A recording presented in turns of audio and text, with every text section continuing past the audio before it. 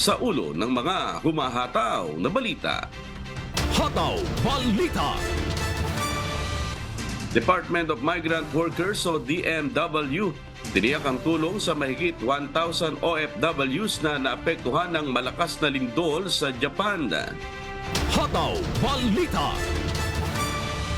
Armed Forces of the Philippines o AFP muling nilinaw na walang destabilization plot sa administrasyon ni Pangulong Ferdinand Marcos Jr.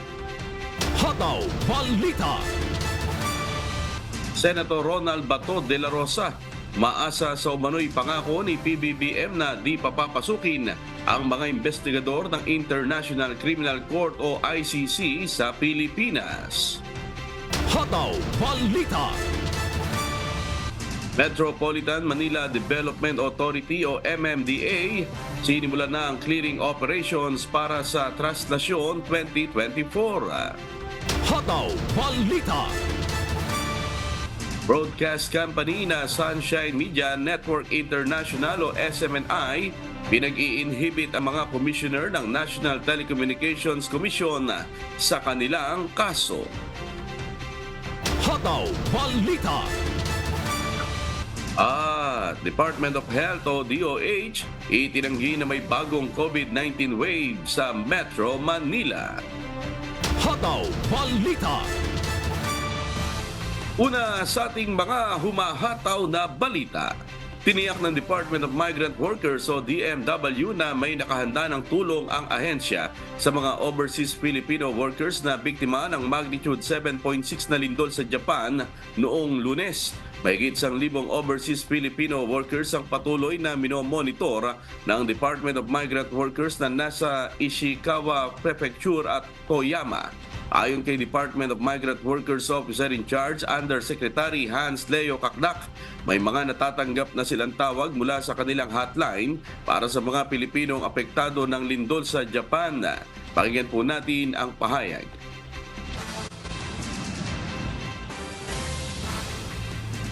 Around 1,194 OFWs, mostly in the construction and manufacturing sectors, nandun sa dalawang prefecture na yun. At sila po yung minamanman natin sitwasyon.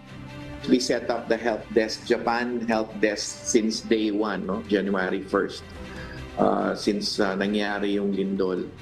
And we have been receiving calls, although I have to admit hindi siya ganun karami because ito ay para sa akin ay sagisag ito ng episyente at maayos na disaster management efforts ng pamahalaan ng Japan. Ang tinig ni Hans Leo Kakdak, OIC ng DMW. Sa ngayon ay wala pang naiulat na nasaktan o nasawi Pinoy sa nangyaring lindol. Para sa mga pamilya at OFW sa Japan na naapektuhan, maaaring kumontak sa hotlines ng DMW para sa anumang katanungan o assistance mula sa pamahalaang Pilipinas. Hataw Balita.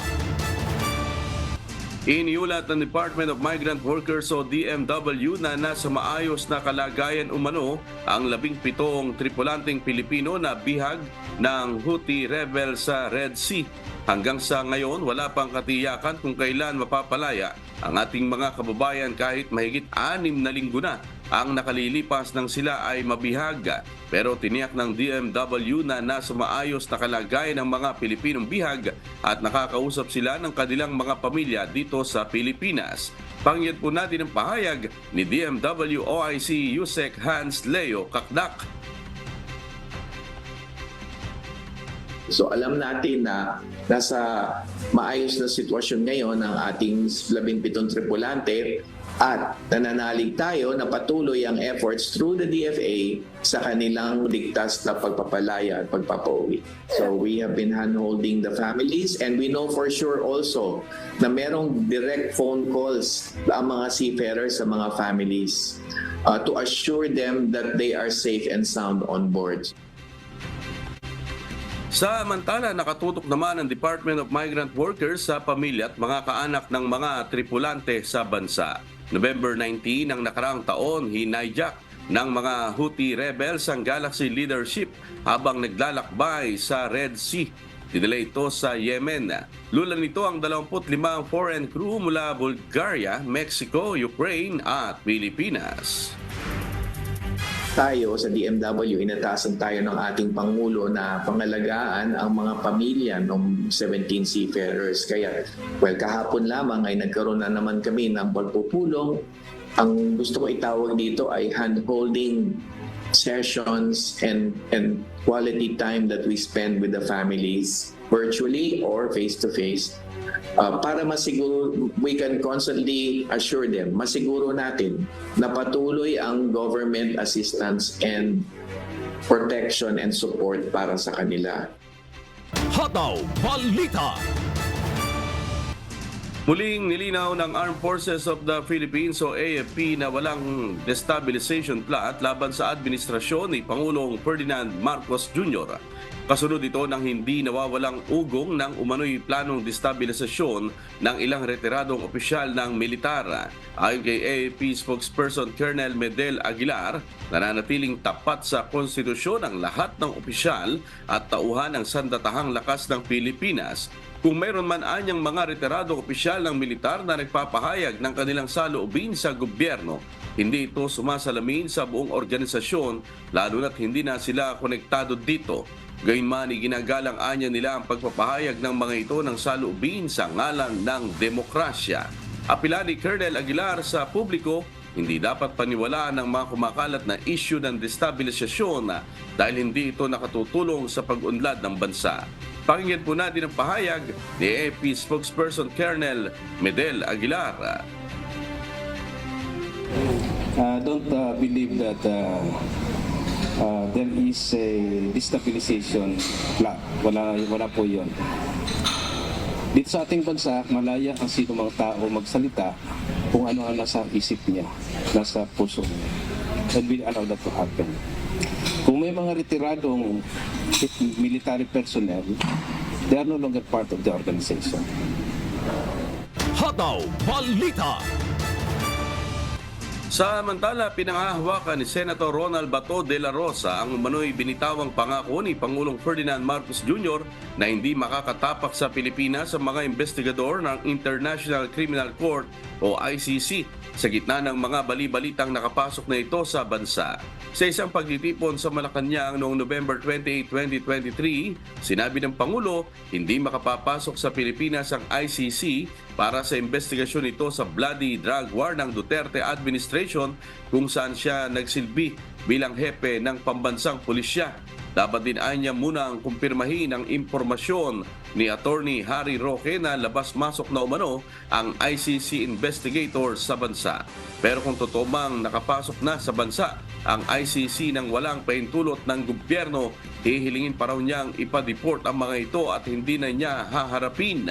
Pakinggan natin ang pahayag ni Senator Ronald Bato de la Rosa. Solid as a rock. Solid as a rock yung kaya sinabi sa akin na walang ICC na makakapasok dito. Sobrang encroachment na yan sa ating sovereignty. Hindi sila inauthorize ng gobyerno natin, then andito sila, nag-conduct ng investigation, parang na tayong ginagawa ng mga tao na yan. I-report ko pa sila sa gobyerno natin na i-deport ninyo ito for undesirable alien dahil nakikialam dito sa atin. Pero kung nandito na sa bansa ang ICC investigators nang may pahintulot ng gobyerno, wala na anya siyang magagawa kundi harapin ang investigasyon. Sa ngayon, wala pa umanong personal na nakikipag-ugnayan sa senador na konektado sa international body. I will ask DOJ, why? Why did it happen? Because as of the last conversation namin ng Pangulo, yun nga, I got the impression that his assurance to me is solid as a rock. At bakit ganito, ganon? If indeed yung pagpasok nila ay sanctioned by this government, authorized by this government, kaya nga masasabi ko na laban bawi itong gobyerno na ito kapag ganon ang mangyari. I-neutral sila na somebody's doing something under their nose. Si Senate Minority Leader Aquilino Coco Pimentel naman, walang nakikitang problema sa pagpasok ng ICC investigators sa Pilipinas, pero mahalagaan niya na makipag-ugnayan pa rin sila sa gobyerno. Pakinggan natin ang pahayag ni Senator Aquilino Coco Pimentel. Then dapat kausapin nilang Commission on Human Rights, di ba? On human rights complaints. So, impossible na hindi sila maramdaman if they are doing an honest to goodness investigation. Dapat maramdaman sila ng gobyerno. So kung walang ganyan, that looks like wala pa sila rito. Although ako personally, I find nothing objectionable kung nandito na sila. Hataw Balita. Opisyal nang idineklara ni Pangulong Ferdinand Marcos Jr. ang January 9, araw ng Martes, bilang isang special non-working day sa lungsod ng Maynila. Batay sa inisyong Proclamation No. 434 na may lagda ni Executive Secretary Lucas Bersamin, may kaugnayan ng deklarasyon ng punong ehekutibo sa magaganap na traslasyon sa syudad. Nasa 2 milyong individual ang inaasang sasama sa taunang pagtitipon na ito base sa pagtaya ng organizers. Hataw Balita.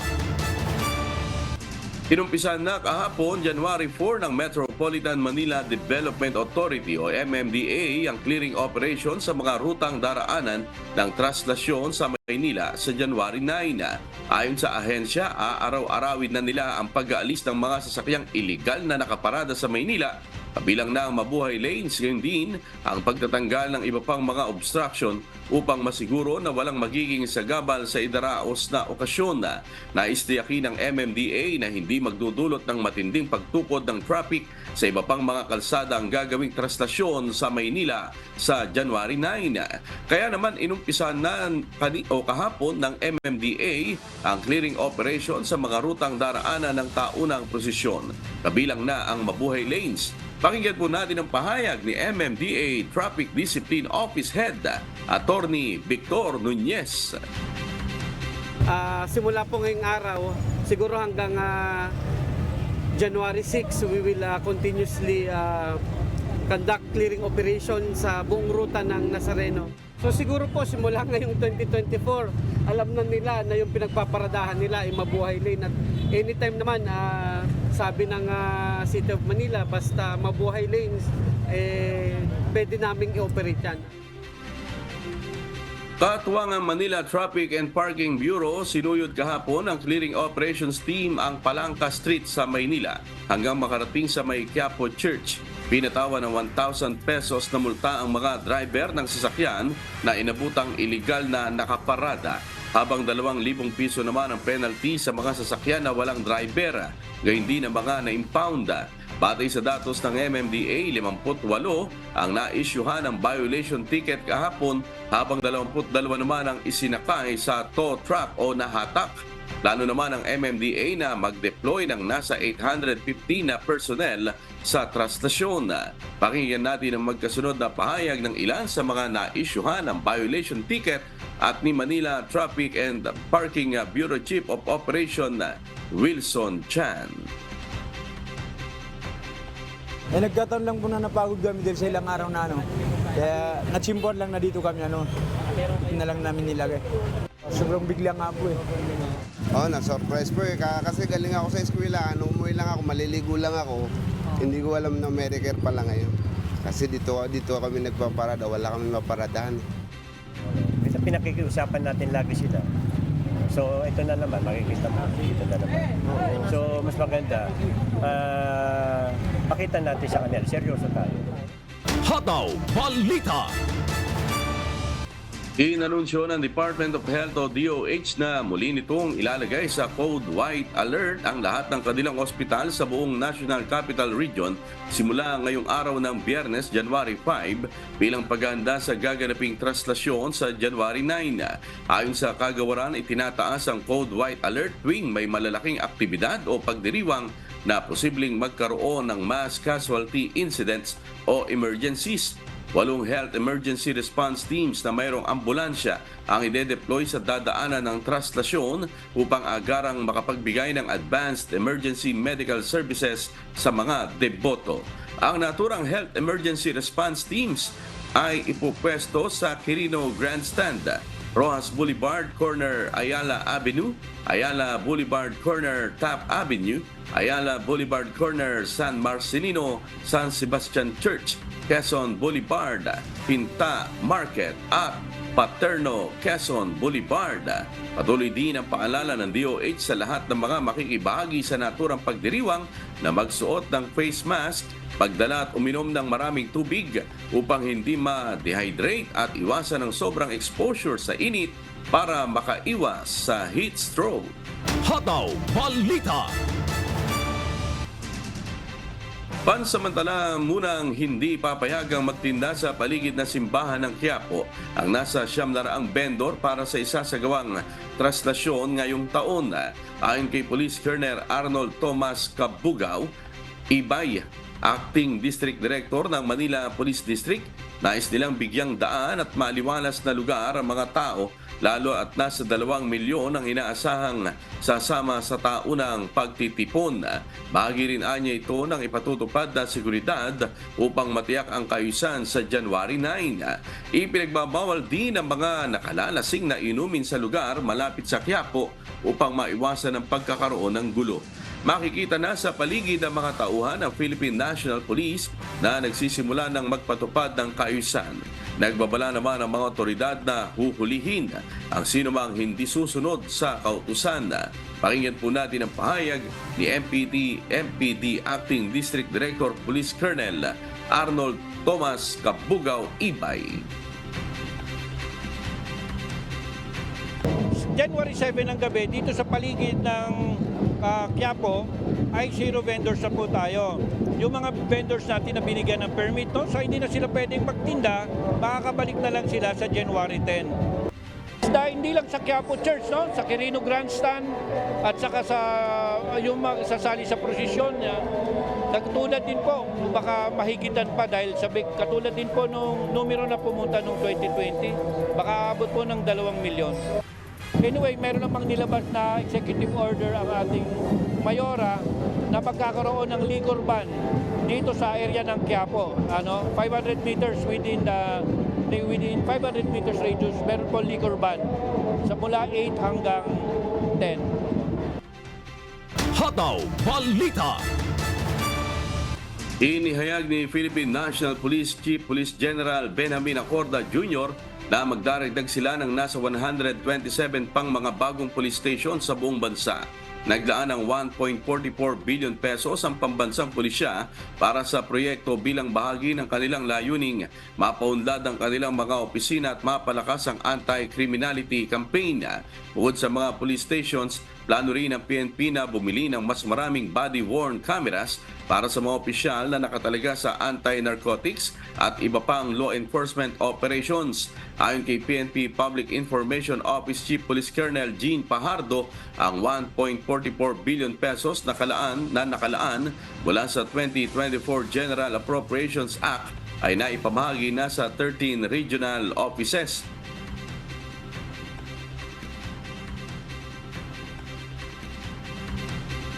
Sa kasalukuyan, mayroon ng 2,756 na body cameras ang PNP, subalit ito ay mas mababa sa inaasahang bilang na 45,000 cameras.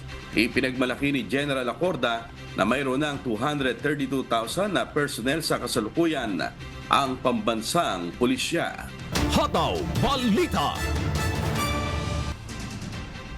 Plano ng pambansang pulisya na paigtingin pa ang kanilang anti-cybercrime campaign ngayong taon. Batay sa utos ni Philippine National Police Chief Police General Benjamin Acorda Jr., sa lahat ng Police Regional Office sa buong bansa, palalakasin ng organisasyon ang kanilang kampanya para mapigilan ang pamamayagpag ng mga cybercriminal sa bansa. Ayon kay General Acorda, bagamat lumakas na ang kakayahan ng PNP Anti-Cybercrime Group dahil sa puspusang pagsasanay at makabagong kagamitan ay marami pa rin ang kailangang gawin. Although the 8 crimes, yung mga binabantay natin are bumaba, we note yung significant increase of these cybercrimes. So yan, doon tayo mag-adjust, training, and then we will incapacitate yung ating local police stations. We will be training our police officers and the police stations so that they will be able to conduct investigation at their level.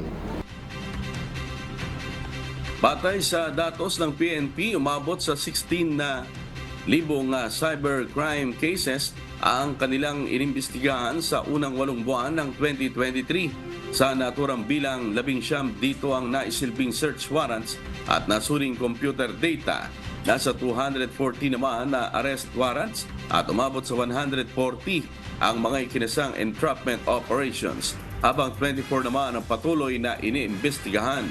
Mabot sa 397 ang naarestong individual at mahigit sa 4,000 biktima ang nasagip kaugnay sa human trafficking. Still pursuing the same 5 focus agenda, but of course giving emphasis dun sa natin, dun sa mga nakita nating mga changes or mga alarming statistics. Hataw Balita. Pinag-i-inhibit ng broadcast company na Sunshine Media Network International o SMNI ang mga commissioner ng National Telecommunications Commission o NTC sa kanilang suspension order case. Nagsumite ng motion for inhibition ang nasabing kumpanya sa NTC kahapon January 4 sa halip na sagutin ang show order na inisyu ng NTC noong December 19, 2023. Ayon sa mga abogado ng SMNI, wala silang aasang hustisya sa NTC. Kaya nais nitong bitiwan ni Commissioner Ella Blanca Lopez at ng 2 Deputy Commissioner nito ang kanilang kaso. Dagdag pa ng kampo ng SMNI, kailangan ilipat ng venue at kung maaari ay sa Department of Justice o DOJ gawin ang pagdinig sa reklamo. Kung hindi anya mag-i-inhibit ang mga NTC Commissioner, mapipilitan silang dumulog sa mataas na korte.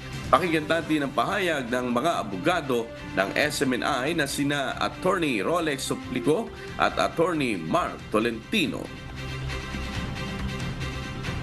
May hustisya ba kami dito?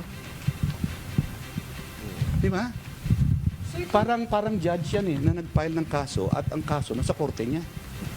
May laban ba ka doon? Public interest is involved here.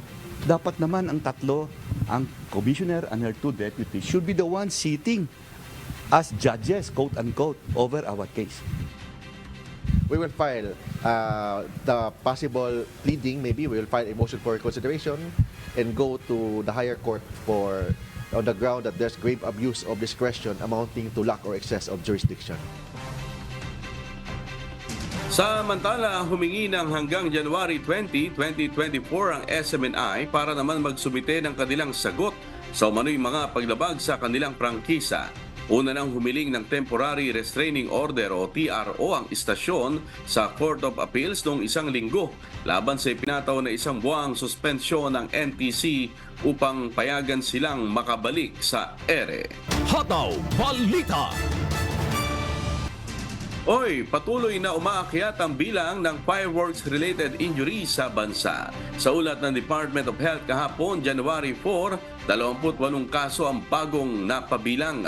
26 dito ay dahil sa paputok, habang 3 naman ay dahil sa stray bullet injury.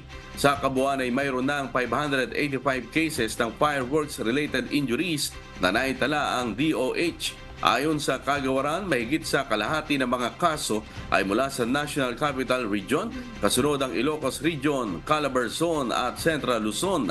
Malaking porsyento ng mga kaso ay nangyari sa bahay at sa mga lansangan. Hataw Balita. Posibleng magresulta sa pagtigil sa pag-aaral o paglipat sa pribadong paaralan ang ginawang pagpapatigil ng Senior High School Program sa State Universities and Colleges o SUCS at Local Universities and Colleges o ayon sa isang makabayan black lawmaker. Ayon kay ACT Teachers Party List Representative Franz Castro, dapat nagsagawa muna ng konsultasyon sa stakeholders ang Commission on Higher Education at Department of Education bago itinigil ang Senior High School Program SUCS at LUCS. Ito'y lalo na't mawawalan ng ayuda ang libo-libong estudyante at makikipagsiksikan sila sa mga public school. May mga guro ring maaaring maapektuhan ng load ng kanilang trabaho. Ayon naman kay Gabriela Women's Party List Representative Arlene Brosas, pagpipilitan ng mga estudyanteng pumasok sa mga pribadong paaralan na mas mahal ang matrikula o kaya naman ay tumigil sa pag-aaral kung kulang na kulang ang mga pasilidad sa public schools. Naniniwala naman si Bohol 3rd District Representative Christine Alexi Besas, tutor, miyembro ng House Committee on Higher and Technical Education, ang subsidy funding lang para sa senior high school program sa SUCS at LUCS ang nahinto. Kung may pagkukunan silang pondo sa ibang sources, maaaring ipagpatuloy nila ang programa. Samantala, may mga nanghihinayang naman na benepisyaryo ng Senior High School Voucher Program ng Department of Education para sa mga kapwa nila 11th grader na apektado ng hakbang. Anila malaking tulong ang ayuda ng pamahalaan upang makapagpatuloy sila sa pag-aaral. Pakinggan natin ang pahayag ng dalawa sa mga benepisyaryo ng Senior High School Voucher Program. Hindi naman po lahat afford yung tuition fee na mataas. Nahihirapan po sila mag-adjust sa mga lugar po or school. Hataw Balita. Itinanggi ng Department of Health o DOH ang kumakalat ngayon na peking impormasyon na nagsasabing mayroong panibagong COVID-19 wave sa Metro Manila. Ayon kay Department of Health Assistant Secretary Albert Domingo, pababa na ang bilang ng mga nagpapositibo sa sakit batay sa datos ng ahensya. Kahit umano sa mga ospital ay wala namang naobserbang labis na pagdami ng admissions. Pakinggan natin ang pahayag ni Department of Health Assistant Secretary Albert Domingo. There is no COVID surge or no COVID wave or peak, whatever it is called. In fact, sa ating datos, yung pinaka-latest na statistics natin, bumaba ng 10% ang average number of new cases of COVID from the most recent week compared to the one before it. So wala talagang basis yung ano niyan. And in fact, our hospitals are reporting that the maximum occupancy for critical and severe cases hindi lumalampas ng 16%. Batay sa record ng DOH mula December 26, 2023 hanggang January 1, 2024, mayroon lamang 3,147 new cases kung saan ang average number ng mga bagong kaso kada araw ay nasa 449, mababa ng 10% kung ikukumpara noong December 19 to 25, 2023. At sa bilang na ito, 40 o katumbas lamang ng 1.28% ang nasa kritikal na kondisyon. Nagbabala din ang kagawaran na magsasampa ng criminal charges sa sinumang sangkot sa pagpapakalat ng fake news kung magtutuloy-tuloy ito. Ayon sa kagawaran, sa patuloy na pagbaba ng mga kaso, malaking bagay pa rin ang pagsunod at pagpili ng mga Pilipino sa healthy behavior, gaya na lamang ng pagsusuot ng face mask kung kinakailangan at pananatili sa bahay kung may sakit. Hataw Balita. Oras, 5:38 na po ng umaga at sa pagpapatuloy ng Hataw Balita Pilipinas. Posibleng maging stabilized na ang supply ng kuryente sa Panay Island ngayong araw dahil nag-operate na ang mga pumalyang planta kamakailan. Ngunit hindi pa rin mawawala ang posibilidad na magkaroon ng nationwide blackout dahil walang reserve power ang isla sakaling mag-trip off ang isa sa mga power plant. Si Lalaine Moreno, humahataw. Hataw Balita. Unti-unti nang tumataas ang power ng National Grid Corporation of the Philippines o NGCP dahil sa pag-operate ng mga pumalyang planta sa Panay Island noong mga nakaraang araw. Batay sa Power Generation Restoration Update ng NGCP as of 10 p.m. kagabi, January 4, ang Pump Consumption Power Corporation o PCPC na lang ang hinihintay para magkaroon ng dagdag na 135 megawatt load ng NGCP, habang ang PDC Unit 3 naman ay kasalukuyang kasalukuyang sumasailalim sa scheduled maintenance. Ipinahayag ng PCPC kahapon na sisimula nilang mag-feed ng power bandang alas 10 ng gabi. We were starting up the power plant. We expect to be online. Pagpipid na kami ng power sa system. Nitong Martes, January 2, nag-umpisang maranasan ng region-wide blackout sa Western Visayas matapos na mag-trip off o pumalya ng magkakasunod ang mga power plant dahil sa overload o sobrang taas ng demand kumpara sa reserve power. But it was a consequence of the unbalance in the system voltage. There's a domino effect or a cascading effect. Pag nawala na yung isang malaki, at hindi na kaya ng maliliit na power plant to sustain yung supply sa Panay, yung protection nila will also make them trip out. So sunod-sunod kaming na trip out. So nagkaroon na ng blackout sa buong Panay. Batay sa resulta ng emergency meeting ng mga opisyal at power sector kahapon, lumabas na hindi na manage o na-regulate ng maayos ang voltage at frequency sa power system kaya nagkaroon ng instability sa grid. Ang NGCP ang umaaktong system operator para magbalanse ng supply at demand ng power para ma-maintain ang frequency ng electricity sa grid. Anong direktiba sa DOE? Proactive dapat. Kasi halimbawa pagkatapos ng pag-trip ng unang unit, wala pa ka-oras kang mag-simultaneous trip ang iba. May inuras, dapat dito makahimo ka sang adjustment. Buhin ka diri, buhin. Para hindi maguba ang balance sa grid natin. Frequency adjustment ng management. Wala ring reserve power sa isla na magbibigay sana ng load sakaling pumalya ang isa sa mga planta.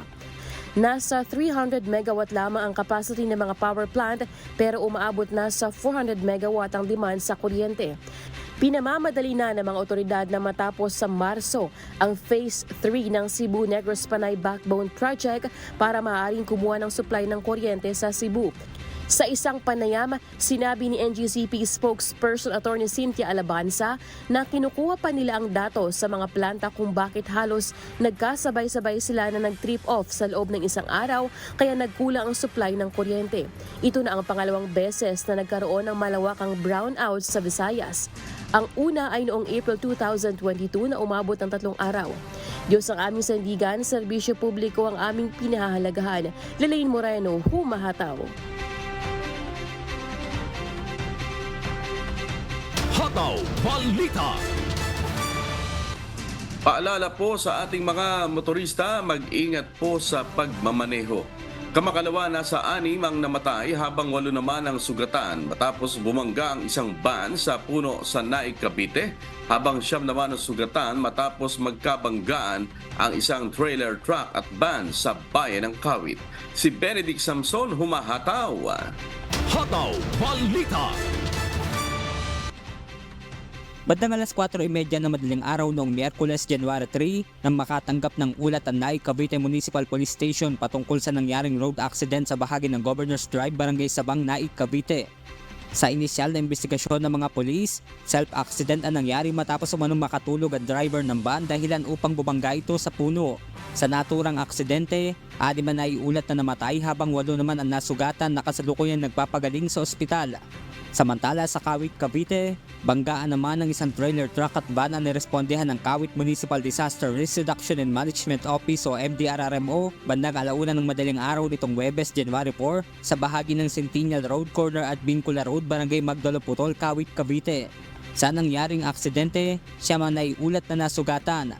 Sa inisyal na impormasyon ng Kawit Cavite Police, binabagtas ang trailer truck ang naturang kalsada patungong Noveleta, Cavite. Habang nasa Vincula Road patungong Daang Bakal naman ang van nang magkabanggaan sila sa intersection.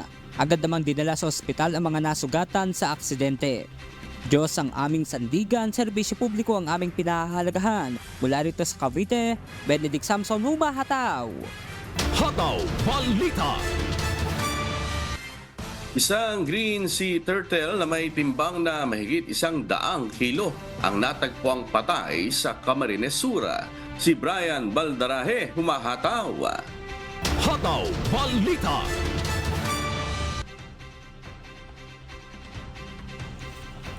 Isang pawikan na may timbang na mahigit 100 kilo ang natagpo ang patay sa karagatang sakop ng bayan ng Kabusaw sa Camarines Sur. Sinabi ng mga residente na namataan nilang palutang-lutang ang nasabing patay na pawikan dakong alas 9 ng umaga noong Martes, January 2. Ayon sa mga otoridad, ang natagpo ang patay na pawikan ay isang green sea turtle na may lapad na 95 cm at may habang 91 cm. At dahil sa naagnas na ang natagpo ang pawikan, agad din itong inilibing kaya naman hindi na natukoy pa kung ano ang sanhi ng pagkamatay nito. Ayon pa sa mga otoridad, hindi ito ang unang beses na may napadpad na green sea turtle sa nasabing lugar. Nagpaalala rin ito sa mga residente na agad na i-report sa kanilang opisina kung may mamamataan pa na kahalintulad na species. Diyos ang aming sandigan, serbisyo publiko ang aming pinahahalagahan. Brian Baldarahe, humahataw. Hataw Balita. Pinaplano ngayon ng Department of Science and Technology o DOST na mag-upgrade ng kanilang Science and Technology Education sa Kasiguran, Aurora. Layunin ng nabanggit na hakbang na tulungan ng mga guro sa agham na i-upgrade ang paraan ng kanilang pagtuturo sa sentrong paaralan para sa komunidad ng mga katutubo. Si Danny Munar, humahataw. Hataw Balita. Nilagdaan ng Department of Science and Technology o DOST ang isang Memorandum of Agreement o MOA sa lokal na pamahalaan ng Kasiguran, Aurora. Sa ilalim ng MOA, magbibigay ang DOST ng 425,000 pesos na halaga ng audiovisual equipment sa ilalim ng Grant in Aid o GIA program neto sa sentrong paaralan ng AGTA sa Barangay Coso at San Ildefonso. Kasama sa kagamitan ng GIA ang isang 40-inch full high-definition LED TV, router at isang all-in-one na microserver, desktop na may software at isang learning management system, multi-audiovisual at interactive material at simulation tools para sa matematika at agham.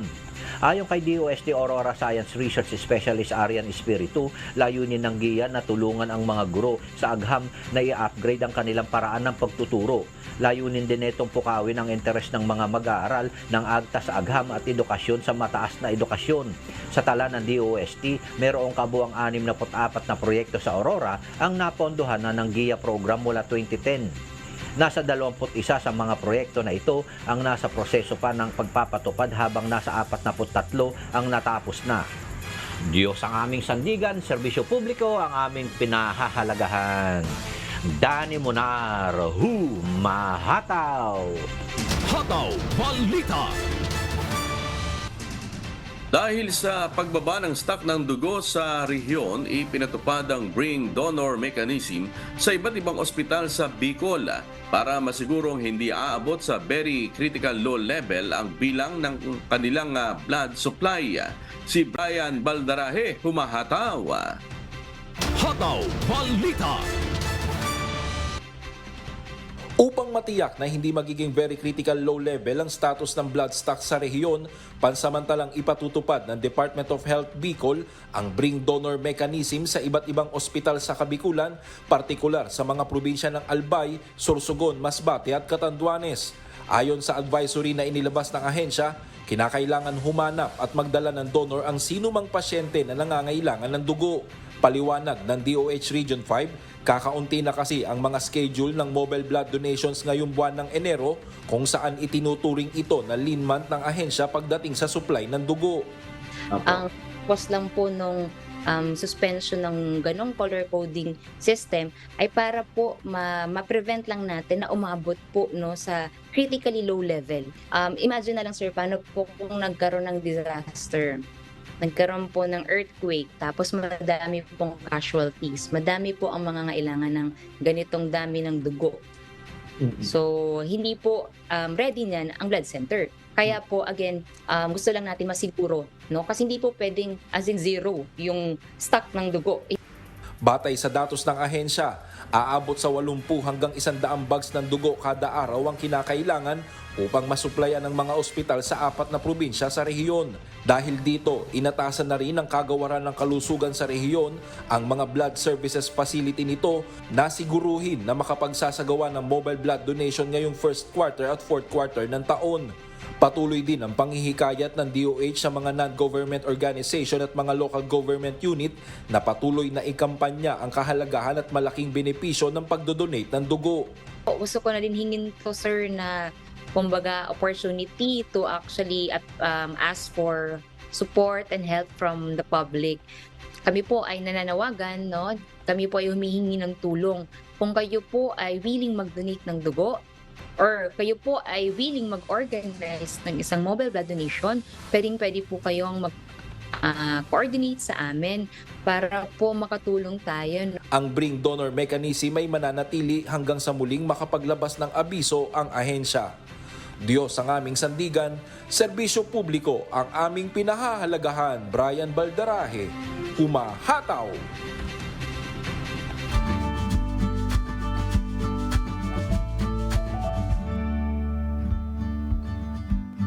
Alamin ang magiging lagay ng panahon sa iba't ibang bahagi ng bansa ngayong araw ng Biyernes. Panoorin po natin ang update mula sa Philippine Weather Bureau Pag-asa. Patuloy pa rin umiiral ang northeast monsoon amihan dito sa bahagi ng Luzon kung saan ngayong araw ay dala pa rin nito yung maulap na kalangitan at mataas na tsansa ng may hinang pagulan or pag-ambon lalong-lalo na dito sa area ng Northern Luzon. Samantala, ang easterlies naman ay nakakaapekto pa rin dito sa bahagi ng Visayas at Mindanao kung saan meron din itong dalang mga isolated na mga pag-ulan, pagkidlat at pagkulog dito sa ilang bahagi or sa malaking bahagi ng Visayas at Mindanao. At ngayong araw nga or in the next 24 hours ay na-expect din natin na makakaapekto ang shear line dito sa may silangang bahagi ng Southern Luzon at Visayas kung saan magiging mataas po yung tsansa ng mga pag-ulan, pagkidlat at pagkulog na dulot nga ng shear line. Samantala, wala naman tayong minomonitor or namamataan pa na sama ng panahon na maaari makaapekto dito sa ating bansa. At para nga sa magiging lagay ng panahon ngayong araw ng Biyernes, maulap na kalangitan at mataas na tsansa ng mga pag-ulan, pagkilat at pagkulog ang mararanasan dito sa bahagi ng Bicol Region dulot ng shear line. Samantala, meron naman tayong mga isolated na mga pag-ulan, pagkilat at pagkulog dito sa bahagi ng Mimaropa, dulot naman po yan ng mga localized thunderstorms. At dito naman sa bahagi ng Cagayan Valley, Apayao, Kalinga, Mountain Province, Ifugao, maging sa bahagi din ng Aurora at Quezon, ay magiging maulap yung kalangitan at mataas yung tsansa ng mga may hinang pagulan or pag-ambon na dulot ng amihan. At dito po sa Metro Manila, maging sa nalalabing bahagi pa ng Luzon ay magiging bahagyang maulap hanggang sa maulap yung ating kalangitan or generally fair weather condition yung ating mararanasan. Ngunit meron pa rin tayong posibilidad ng mga may hinang pagulan or pag-ambon na dulot pa rin ng amihan. Agwat ang temperatura dito sa Metro Manila ay mula 24 to 31 degrees Celsius. Samantala sa bahagi naman ng Visayas at Mindanao ngayong araw ay makakaranas din ng mataas na tsansa ng mga pag-ulan, pagkilat at pagkulog ang bahagi ng Northern Samar at Eastern Samar, dulot po yan ng shear line. Samantala dito naman sa bahagi ng Palawan ay meron lamang tsansa ng mga pag-ambon na dulot pa rin ng amihan. At sa nalalabing bahagi naman po ng Visayas, maging dito sa buong bahagi ng Mindanao ay generally fair weather condition yung ating mararanasan. Ngunit meron pa rin posibilidad ng mga isolated or yung mga biglaan at mga panandaliang pag-ulan, pagkilat at pagkulog dulot yan ng easterlies at ng mga localized thunderstorms. And during severe thunderstorms, itong mga pag-ulan po nito ay posible pa rin maging katamtaman hanggang sa mga malalakas na pag-ulan na maaaring magdulot ng pagbaha at pagguho ng lupa. So pag-ingat pa rin po para sa ating mga kababayan. Agwat ng temperatura sa Cebu ay mula 26 to 31 degrees Celsius at sa Davao naman ay 25 to 34 degrees Celsius. At para naman sa lagay ng dagat baybayin ng ating bansa, dulot pa rin ng northeast monsoon na amihan ay meron pa rin tayong nakataas na gale warning sa dagat baybayin niya ng Batanes, northern coast ng Cagayan kasama ng Babuyan Islands, maging sa northern coast ng Ilocos Norte kung saan mapanganib pa rin ang pagpalaot. Para sa ating mga kababayang mangingisda, pati na rin yung may mga maliliit na sasakyang pandagat. Dito sa Metro Manila, ang araw ay sisikat mamayang 5:40 ng umaga, mamayang 6:22 ng umaga at lulubog mamayang 5:40 ng hapon. At napanood po natin ang update mula kay Pag-asa Weather Specialist Grace Castañeda. Tandaan, sa bawat araw na ating nasisilayan, tayo magpasalamat sa Diyos na may lalang.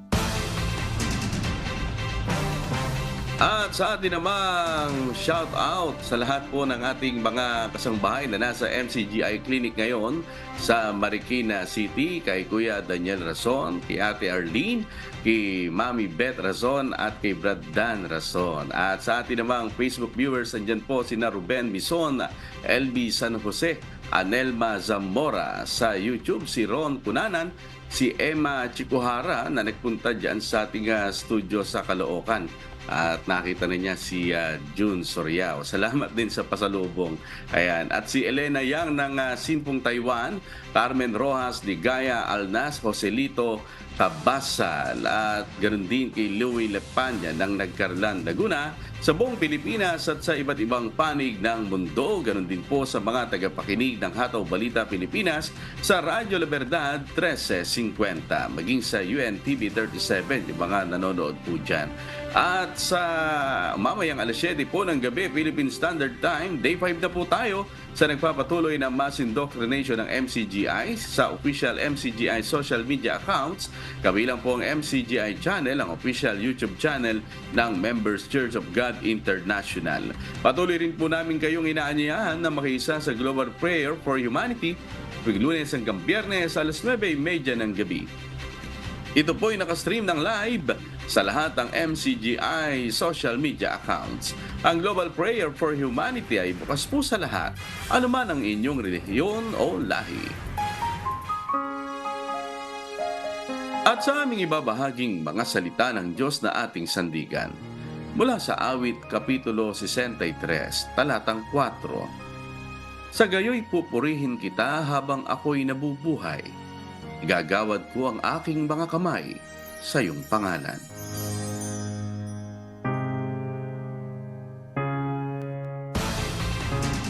At yan po ang mga humahataw na balita ngayong umaga ng Biyernes, 5 sa buwan ng Enero 2024.